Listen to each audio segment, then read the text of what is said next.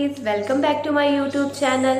कैसे हैं आप सभी लोग? होप सो आप सभी लोग अच्छे होंगे और रहना भी चाहिए। जैसा कि मैंने अपने लास्ट वीडियो में आपसे शेयर किया था कि मैं किसी एक ऐसी चीज़ के बारे में बताऊंगी जो कि कैंसर पेशेंट को रिकवर भी करेगा और साथ ही साथ जिसके कैंसर के चांसेस होने वाले हैं उन्हें भी ठीक करने में हेल्प करेगा, और जिसे नहीं है वो भी अगर पिए तो उनको बहुत सारी चीज़ बेनिफिट मिलेगी। तो चलिए आइए आज हम लोग जानते हैं कि वो सारी चीज़ें क्या हैं। और सबसे पहले हम ये जानने की कोशिश करेंगे कि कैंसर क्या होता है, कैंसर के सिम्टम्स क्या हैं, कैंसर का हम इलाज कैसे करेंगे, कैंसर के कारण क्या है, कैंसर की सारी चीज़ों के बारे में हम बेसिक से लेके लास्ट तक समझने की कोशिश करेंगे। तभी हम जान सकते हैं कि हमें कैंसर हुआ है या नहीं हुआ है, क्योंकि ऑलरेडी बहुत सारे टेस्ट हैं, हम जानते हैं और वो टेस्ट कराने भी चाहिए। पर जो सिम्टम्स स्टार्टिंग में हमें देखने को मिलते हैं, अगर हम उससे को जान लें तो हमें ज़्यादा देर नहीं लगेगी कैंसर को पहचानने में। तो चलिए आइए जानते हैं कि सबसे पहले कि कैंसर होता क्या है। क्योंकि जब हमारे बीच, मैंने अभी कुछ दिन पहले ही हमारे बीच ऋषि कपूर जी नहीं रहे, हमारे बीच इरफान खान जी नहीं रहे, हमारे आगे मैंने आपसे शेयर ही किया था कि हमारे घर के आगे एक आंटी रहा करती थी, उनकी भी डेथ कैंसर से ही हो गई। मुझे बहुत दुख हुआ था इन सारी चीज़ों को सुन के। तो मैंने आपसे शेयर ही किया था कि मैं एक ऐसी चीज़ के बारे में खोज रही हूँ जो हमारे कैंसर के पेशेंट को ठीक करने में हेल्प करे। तो चलिए आइए जानते हैं कि कैंसर सबसे पहले है क्या। तो जैसा कि मैं आपसे बोल रही थी कि कैंसर है क्या, तो कैंसर के बारे में मैं सबसे पहले ये बताना चाहूँगी कि हमारे बॉडी, जो हमारी बॉडी है उसका निर्माण कई सेल्स, जो हमारे बॉडी की कोशिकाएं हैं वो कई बार टूटती हैं और बनती हैं, तब जाके हमारे पूरी बॉडी के पार्ट्स का निर्माण होता है। एक उंगली भी जो होती है हमारी ना, वो कई बार सेल्स के टूटने और बनने से बनती है। ऐसे ही जब हमारी बॉडी में सेल्स टूटते हैं, बनते हैं, तो उस पर डीएनए की, जो हमारी बॉडी के अंदर डीएनए होता है उसकी बहुत अच्छी सी नज़र होती है उस पर। जैसे हमारी पेरेंट्स की हमारे पे नज़र होती है ना, ठीक वैसे ही डीएनए की भी हमारे पेरेंट्स की तरह काम करता है। जब भी हमारे शरीर में कोई बैड बैक्टीरिया या फिर कोई सेल्स खराब होने लगते हैं तो उसको रिकवर करने में डीएनए का सबसे बड़ा रोल होता है। तो जब हमारे बॉडी में सेल्स असमान रूप से टूटने लगते हैं और टूटते ही जाते हैं और बनने की कोई चांसेस नहीं होते, तो डीएनए इन्फॉर्म करता है इम्यून सिस्टम को कि वो उन सेल्स को ख़त्म करे जो कैंसर पनपने देगा या फिर कोई इफेक्ट पहुंचाएगा बॉडी को। पर जब क्या होता है कि डीएनए ही इफेक्ट हो जाता है उन सेल्स के असमान रूप से टूटने की वजह से, जिससे वो उसको ठीक नहीं कर पाता है, तो ये सेल्स पूरी बॉडी में टूटने लगते हैं असमान रूप से, और ये लम्प, इट मीन्स ट्यूमर का रूप ले लेते हैं। ये ट्यूमर जो होते हैं वो कई जगह हो सकते हैं, जैसे, तो हम जानेंगे कि वो क्या कारण है जिससे हमें कैंसर हो जाते हैं और हमारी बॉडी में ये लगातार सेल्स क्यों टूटने लगते हैं, असमान रूप से क्यों टूटने लगते हैं, क्योंकि हमारी बॉडी फिट होती है, अचानक ये सेल्स के टूटने का क्या कारण है। तो सबसे पहला कारण ये है कि हमारा एनवायरनमेंट, हम किस एटमॉस्फेयर में रहते हैं, हमारे तरफ की हवाएं कैसी हैं, हम खान पान कैसा लेते हैं, हमें शुद्ध हवा मिलती है कि नहीं मिलती है, हम किस जगह रहते हैं, ये सारी चीज़ें हमारे बॉडी पे इफेक्ट डालती है। तो उसमें से अगर हम इन सब एनवायरनमेंट में, अगर अच्छे एनवायरनमेंट में नहीं रहते हैं, तो पहला इफेक्ट कैंसर की ये भी होता है कि हमें कैंसर की चांसेस बढ़ जाते हैं। दूसरा होता है ओरली। ओरली में क्या होता है कि हम हमेशा देखते हैं तंबाकू, गुटखा, अल्कोहल, बहुत सारे लोग उसको लेते हैं, जिससे कि कैंसर बढ़ने के चांसेस हो जाते हैं। मैं आपको बताती चलूं कि पूरे विश्व में 90 लाख लोग ऐसे हैं जो हर साल कैंसर से पीड़ित होते हैं, और कैंसर से पीड़ित होने के साथ ही साथ पूरे विश्व में 40 लाख लोग मर जाते हैं सिर्फ कैंसर से। पहले क्या होता था, कैंसर बहुत मुश्किल से किसी को मिल जाता था तो मिल जाता था, नहीं तो ये किसी को डिजीज नहीं होता था। पर ये एक सामान्य रोग हो गया है, अब हर आदमी को या फिर देखने को मिल जाता है कि उसे कैंसर हुआ है, ये कैंसर पेशेंट है। तो इन सभी चीज़ों की हम क्या ऐसे लक्षण होते हैं जिसकी हम पहचान कर सकते हैं। पर उससे पहले हम ये जानते हैं कि कैंसर किस किस पार्ट में ऐसे डिवाइड होते हैं। कैंसर तो बहुत सारे तरीके के होते हैं जिसको डिस्क्राइब करना मुश्किल है मेरे लिए, पर मैं जितना रिसर्च कर सकी हूँ उसको मैं सोच रही हूँ कि आपसे शेयर कर सकूँ, जिससे आप ये अवेयर हो सकें कि हमें ये सारी चीज़ें नहीं करनी चाहिए। तो अगर मैं मेल की बात करूँ तो मेल में मुंह का कैंसर होता है, गले का कैंसर होता है, फेफड़े का कैंसर होता है और प्रोस्टेट का कैंसर हो जाता है। साथ ही साथ जब अगर मैं फीमेल की बात करूं तो उनको सर्वाइकल कैंसर, ब्रेस्ट कैंसर और ओवरी कैंसर देखने को मिलता है। पर महिलाओं में भी, फीमेल में भी क्या होता है कि मुंह का कैंसर देखने को मिलता है और साथ ही साथ गले का भी, क्योंकि वो लोग भी गुड़ाखुल या फिर गुल या फिर बहुत सारे ऐसे मादक पदार्थ होते हैं जिनका सेवन करती हैं और उनको ये कैंसर की डिजीज देखने को मिलती है। तो हम ये सारी चीजें तो जान लिए कि कैंसर क्या है, कैंसर के कारण क्या है। इन सब कारण और कैंसर को जानने के बाद हमें ये जरूर जानना चाहिए कि कैंसर के लक्षण क्या हैं, हम कैंसर की पहचान कैसे करें। तो कैंसर की पहचान करने के लिए सबसे अच्छी चीज ये है जानना कि अगर आपके शरीर में अचानक से आपकी वजन में या फिर आपकी बॉडी शेप में बदलाव होने लग रहा है, 7 से 8% लगातार चेंजेस आते जा रहे हैं डेली, आपकी बॉडी वीक से वीकर होती जा रही है, तो इस बात का ये ध्यान रख लीजिए, आपको टेस्ट करवाने की जरूरत है। हो सके तो आपको कैंसर हो सकता है, तो आपको जरूर से जरूर टेस्ट करवाना चाहिए कि आपको कैंसर है कि नहीं है। दूसरी चीज है जो हमें डेली कोई ना कोई ऐसी चीज हो जाती है, जैसे बुखार हो जाता है, सर दर्द हो जाता है, उल्टी हो जाती है, चक्कर आता है।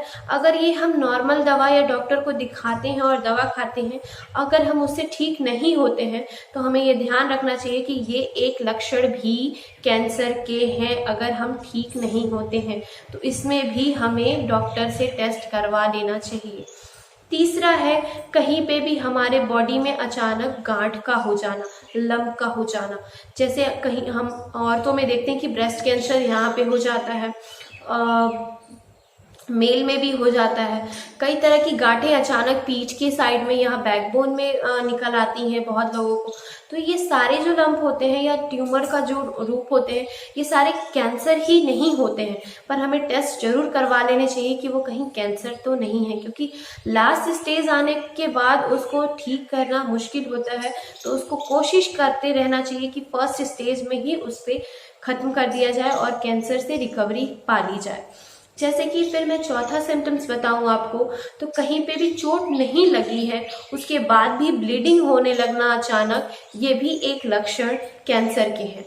और पांचवा लक्षण ये है कि हमारा मल जो हम बाथरूम करते हैं उसके चेंजेज होने लगना, जैसे कि वो रेड कलर का होना या फिर ब्लैक कलर का होना, तब भी हमें कैंसर की टेस्ट करवा लेनी चाहिए। क्योंकि हाँ, वो नहीं हो सकता है वो बात अलग है, पर बॉडी हमारी है तो उसको देखभाल भी करना हमारी ही जिम्मेदारी होती है। अगर हम वो चीज़ नहीं करेंगे तो हमारे लिए ही मुश्किल आगे बढ़ने लगती है। तो जैसा कि हम लोगों ने जाना कि कैंसर हमारे सेल में असमान रूप से टूटने से होता है, और ये मेल में कैसे होता है, फीमेल में कैसे होता है, और साथ ही साथ उसकी पहचान कैसे की जाए। ये वीडियो थोड़ा लंबा ज़रूर है, पर मैं चाहती हूँ कि बेसिक से लेके मैं आपको लास्ट तक समझा सकूँ, जिससे कि आप कैंसर से बच भी सकें और जिसे हुआ है आप उसकी हेल्प भी कर सकें उसको जानने में। तो चलिए आइए जानते हैं कि वो घर की ऐसी कौन सी चीज़ है। जैसे कि मैंने अपने लास्ट वीडियो में आपसे शेयर किया था कि मैं घर की ही एक ऐसी चीज़ बताऊंगी जिसका आप अगर यूज़ करेंगे तो एक कैंसर पेशेंट रिकवर भी हो सकता है, साथ ही साथ जिसको कैंसर नहीं हुआ है वो भी यूज़ करे तो उसके बॉडी के लिए बेनिफिट ही है। तो वो है गेहूं के ज्वार का रस। अगर मैं आपको बताऊं तो इसे ग्रीन ब्लड भी कहा जाता है। क्यों कहा जाता है मैं आगे आपको डिस्क्राइब करूंगी उसके बारे में। गेहूं के ज्वार के रस में अगर मैं बात करूं तो vitamin A, vitamin E, vitamin C, vitamin K ये सारे पाए जाते हैं। साथ ही साथ इसमें मैग्नीशियम, आयरन, जिंक, सारे पाए जाते हैं। इसमें विटामिन 1, 2, 3, 5, 6, 12 और 13 और 17 भी पाया जाता है। इसमें इतने सारे कंपाउंड जो पाए जाते हैं वो बेसिक सी बात है, सभी को समझ में नहीं आएंगे, वो देखने के बाद समझ में आएंगे। पर मैं आपको बताने का सिंपल सा ये तरीका है, मैं ये आपको समझाना चाहती हूँ कि ये एक ऐसा स्रोत है जो हमारे बॉडी को बेनिफिट पहुंचाएगा। इतनी विटामिन, इतने खनिज तत्वों से भरपूर है जो हमारे शरीर को कैंसर के सेल्स को इंक्रीज होने से बचाने के लिए बहुत कारगर है।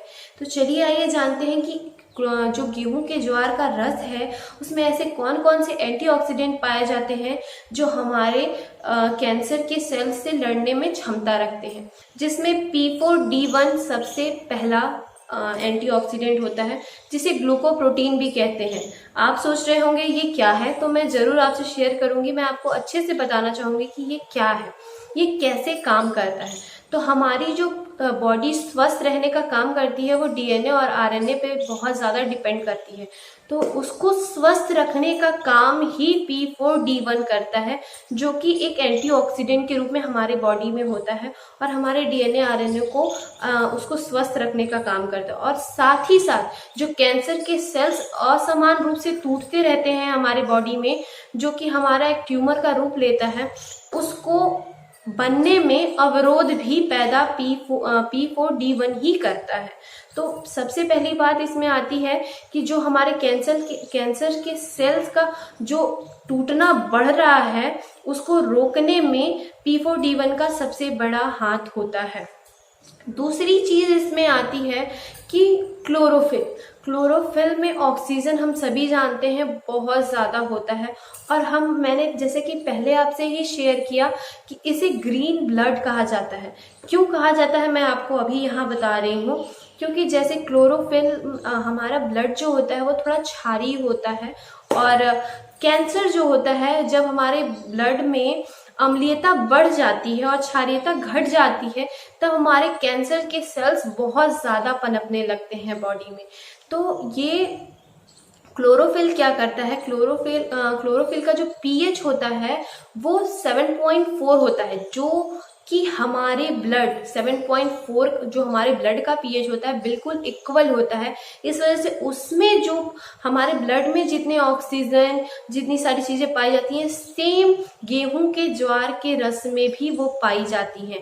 तो अगर हम गेहूं के ज्वार का रस पीते हैं तो क्लोरोफिल की मात्रा बढ़ जाती है, जिससे कि हमारी बॉडी में ऑक्सीजन की मात्रा बढ़ जाती है। ऑक्सीजन की मात्रा बढ़ने के कारण हमारा हीमोग्लोबिन जो होता है वो बढ़ जाता है।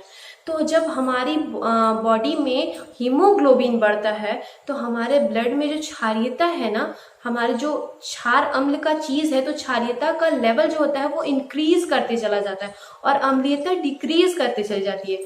तो जब हमारे बॉडी में ब्लड में क्षारीयता जब इंक्रीज करती है तो ऑक्सीजन बहुत ज़्यादा हो जाता है हमारे बॉडी में। जो हमारे जो सेल्स होते हैं, कैंसर के सेल्स होते हैं, उनको खत्म करने में सबसे बड़ा रोल होता है क्लोरोफिल का।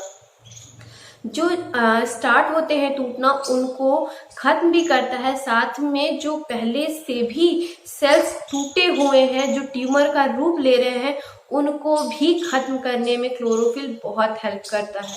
तो जैसा कि हम लोगों ने जाना कि कैंसर क्या है, कैंसर के कारण क्या है और कैंसर के लक्षण क्या है, और इसका इलाज हम घर की ही एक चीज गेहूं के ज्वार के रस से कर सकते हैं। अगर आप मुझे कमेंट बॉक्स में लिखेंगे कि उसको कैसे पीना है तो मैं वो भी आपसे शेयर करूंगी कि उसको कैसे उगाना है, या फिर कैसे 2 से 3 दिन में अपने घर पे ही उसको उगा लेना है। अगर मुझे आप कमेंट बॉक्स में मैसेज करेंगे तो मैं जरूर उसके लिए भी वीडियो बनाऊंगी। पर अब मैं आपको बताती हूँ कि उसको पीना कैसे है। गेहूं के ज्वार जो होते हैं उसको आप काट के ग्राइंडर में पीस लें। पीस लेने के बाद उसका रस निकाल लेंगे, और रस निकालने के बाद अगर आपका इतना बड़ा ग्लास है तो उसको आधा आप अभी पी लें, मतलब सुबह के टाइम में पी लें। सुबह पीने के बाद उसे 4 घंटे बाद जरूर पिए, क्योंकि जो उसमें प्रोटीन है, विटामिन है, मैग्नीशियम है, वो सारी चीजें 40 गुना बढ़ जाती है 4 घंटे बाद उसको रख देने के बाद। तो अगर आप उसे 4 घंटे बाद आधा पी लेंगे तो आपकी जो कैंसर की सेल है वो तो खत्म होगी ही होगी, साथ में ही आपकी बॉडी की इम्यून सिस्टम भी बढ़ेगी। आपको अगर एनीमिया की शिकायत है तो हीमोग्लोबिन भी इसमें बढ़ता है और आपको हेल्प प्रदान करता है आपके ब्लड को बढ़ाने में। तो जैसा कि आज हम लोगों ने बेसिक से लेके लास्ट तक जाना कि कैंसर क्या है, कैसे है, क्यों है और उसको ठीक कैसे किया जाए, तो चलिए आज हम इस वीडियो को शेयर करें ज़्यादा से ज़्यादा और कैंसर पेशेंट को कम किया जाए इस रस, क्योंकि ये ज़्यादा महंगा भी नहीं होता, हम घर पे भी उगा सकते हैं, इससे सस्ता कोई चीज़ नहीं होती है। और जैसे कि मैं जाते जाते आपसे हमेशा शेयर करती हूँ कि मैं नेक्स्ट वीडियो क्या डालूंगी, तो वीडियो थोड़ी लंबी हो रही है इस वजह से मैं थोड़ा जल्दी जल्दी बोल रही हूँ। तो मैं अपना नेक्स्ट वीडियो यही डालूंगी कि हमारी जो कोहनियाँ होती हैं वो काली हो जाती हैं, हमारे घुटने काले हो जाते हैं, तो उनको कैसे उसकी टैनिंग रिमूव की जाए, उसका कालापन कैसा दूर किया जाए और उसको सॉफ्ट और फेयर कैसे बनाया जाए। और टिप्स ऑफ द डे यही है कि जब हम अपनी लिप्स को पिंक रखना चाहते हैं, हमेशा ब्यूटीफुल रखना चाहते हैं, तो रात में सोते समय आप अपने लिप्स पे शहद लगा के सो जाइए और सुबह में ऐसे ही वॉश कर लीजिए। दिन पर दिन आप खुद देखेंगे कि आपकी लिप्स बहुत ही ज्यादा पिंक होती चली गई है और सुंदर भी, ना ही उस पर कोई पपड़ी जमेगा, ना ही कुछ जमेगा और ना ही वो ब्लैक होगी। Thank you so much. और मेरे चैनल को सब्सक्राइब, तो आप मेरी फैमिली है ही हैं तो सब्सक्राइब तो करें।